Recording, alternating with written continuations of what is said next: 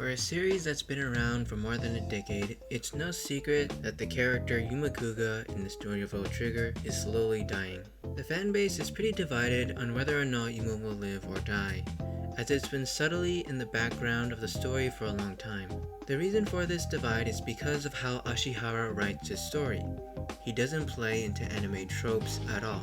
My videos on Osamu's strength and the cast should be telling enough. Even Ashihara's most tropey thing in the series, the Black Triggers, didn't save Yuma, despite the Black Triggers being treated as extremely powerful weapons that are made when a powerful trigger user puts everything they have into it at the cost of their own life. When Yugo became a Black Trigger to save Yuma's life, all it did was buy him time. Yuma's real body is slowly dying inside the trigger. For anyone wondering, there hasn't been any real hard evidence that confirms whether Yuma will die or not. All of the conclusions that others have come to have been more or less based on their own opinions, and mine is no different. Some believe that Osamu will be an engineer and make a trigger that will help fix Yuma's body. Others believe that Yuma will become a Black Trigger himself for Osamu to use. Others believe that Yuma will face his destiny at or near the end of the series.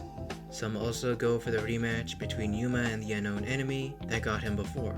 There are so many different theories. Some back themselves up by referring to the way Ashihara writes his story, which are usually the ones that say that Yuma will die. As his life being magically saved doesn't sound like something Ashihara would write. Others sound more hopeful that Yuma will live because so far in the story no characters have really died. For those who are gonna ask, Anadora's body died but his mind still lives. Yugo died but he wasn't really a character by the time we saw his death. And Replica may be missing from the story but he isn't confirmed to be dead. All of this gives fans the idea that Yuma will be saved, and honestly, between these two sides on whether Yuma will live or die, I'm torn, because both in my mind make sense. Ashihara doesn't go into anime tropes, so Yuma being saved by a miracle doesn't make sense. But also his story isn't dark enough to put the dread that Yuma will suddenly die. For anyone wanting to defend that Yuma's life being saved won't be a miracle, there hasn't been anything in universe that tells or shows that Yuma can be saved, especially in the engineer theory.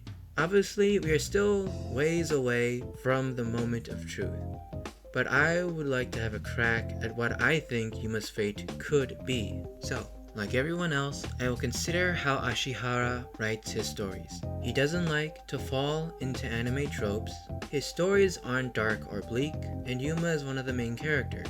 Yuma's time of when he will die is undetermined. He is also Osamu's best friend, the protagonist of the series. His goal is to see Replica again after he sacrificed himself. Yuma has made friends within border outside of Tamakoma branch, Chika, and Osamu. Ashihara probably put Yuma dying slowly without an exact time because Yuma won't die from this, as this trick is used so that the writer doesn't have to put an exact date on it. Yuma still has a goal that he needs to fulfill, helping Osamu and Chika along with seeing Replica again. After everything, the conclusion that I have reached, until further notice, is that Yuma will pass away. I don't think he will become a Black Trigger, but rather he will fall in battle. Though this sounds cliche, something I did notice was that both Yugo and Replica sacrificed themselves to save someone else. When Yuma was young, Yugo taught Yuma 3 lessons. One of them was to protect yourself.